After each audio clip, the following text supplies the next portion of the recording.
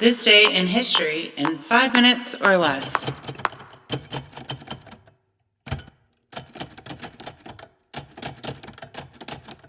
Welcome, everybody, to episode 3 of This Day in History in 5 minutes or less. I am joined by my guest today, Rob Walters, who's a very good buddy of mine out of Round Rock, Texas, and happens to be a baseball enthusiast. Rob, so I know you're super involved with a bunch of different organizations and things like that. Give us a charity that you'd like to plug. One I would throw out there is the Texas Professionals Enriching Future Scholars, which is a barbecue-based organization tied to Rodeo Austin. And we love to raise money for kids for the future. So we'll definitely make sure to link that here so that people can look that up and get involved for sure.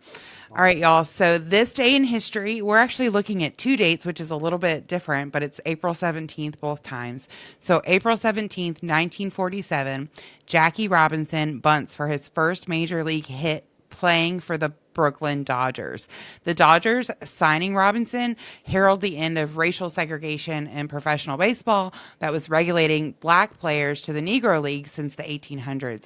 Robinson was inducted into the Hall of Fame in 1962.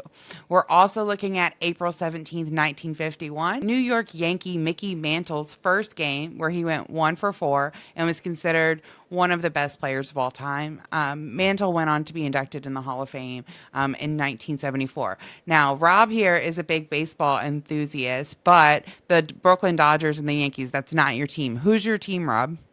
I've been a long-suffering Texas Rangers fan since I was a kid. Really got into watching their games more in my teens and have been to a lot of games up there, and am fortunate for the first time in my life of my young 52 years to say we are the current World Series champions. So that's long suffering no more.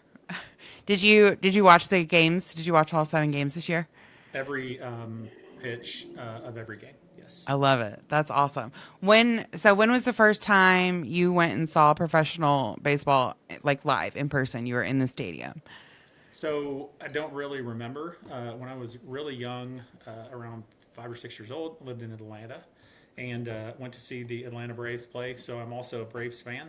That's probably my second favorite team, along with the Astros, which will make a lot of the Rangers fans angry. But went to the old Fulton County Stadium and watched the Braves play. I had a favorite player, Dale Murphy, who was the outfielder for the Braves, and so that was my first experience. But I was really young.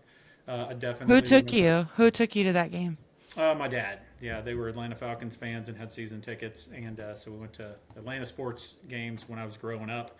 Once we got back to Texas, started going to the Rangers games, and it was kind of memorable because they played in this awful 30-year-old AAA ballpark, and it was a terrible stadium, and you literally had to fold the windows open, and it was not like the fancy ballparks of today, but Braves games and then going to Rangers games early in a really terrible stadium are kind of my earliest memories of professional baseball.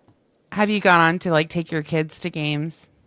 I have. We're fortunate to have a AAA organization here in Round Rock, Round Rock, Texas. As my kids have grown up, it's kind of flopped back and forth between the Rangers and the Astros, which is cool because it's hometown teams, and AAA baseball is high level. You know, you get to see a lot of really good players and see superstars that are on rehab stints. And so my kids have kind of grown up going to Round Rock Express games and sitting in the outfield on a blanket and just chilling, and watching games with the kids. What does it mean for you to kind of watch, players start off coming in early and then get moved into like whether they're inducted into the Hall of Fames or they just go on to break these wild records or that kind of stuff? Like as a fan, just what does that kind of mean for you? Well, I think over time it's definitely changed. We've had the state of the game change where players play earlier. There's a kid that just got called up. He's 20 years old. He was the first pick 2 years ago when he was 18 years old, and he got called up to the majors like 3 days ago and is playing for the Orioles. So with the days of free agency, it's pretty rare to see a player stick with a team for their whole career. And a lot of times you become a fan of a player that moves on to another team, and that's just kind of the way it is. So it's more here and now, and I know people of my generation are more akin to the Nolan Ryans of the world and people that played for teams forever, and they were your hero and they only wore one jersey. So you got to be able to kind of live with the times and understand that players move around. So it's just Yeah, Mickey Mantle played for New York his whole career. Like that's, I yeah, believe that's what he. I'm not a sports guru, but I believe the that's way it what it used to was. be. It's just different now, and that's okay. It's the way it Yeah. is. Well, one question that all of our guests get asked is, if you could go back in history and kill anyone apart from Hitler, so who would you go back in history and give the axe to? Wow, I don't really think about who I'm going to kill today, but since we're on the baseball theme, I've read quite a bit that Ty Cobb was just really like a bad human and was Just, mean to reporters and just wasn't generally very good as just a an asshole. he's just a bad human and an asshole to everybody. So So we're gonna we'll take go with him Ty out. Cobb because he gave baseball a bad name, and I baseball like it. I should like it. never have a Well, bad name. thank you for joining me. You guys, this has been This Day in History in 5 minutes or less.